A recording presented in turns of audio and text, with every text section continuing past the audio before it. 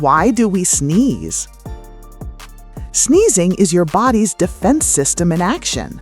When dust, germs, pollen, or even strong light irritate the inside of your nose, special nerves send a warning signal to your brain.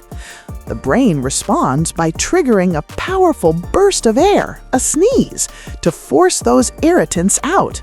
That explosive release can travel up to 100 miles per hour, helping protect your lungs from harmful particles. Sneezing is your body hitting the eject button. Don't forget to like the video and subscribe for more.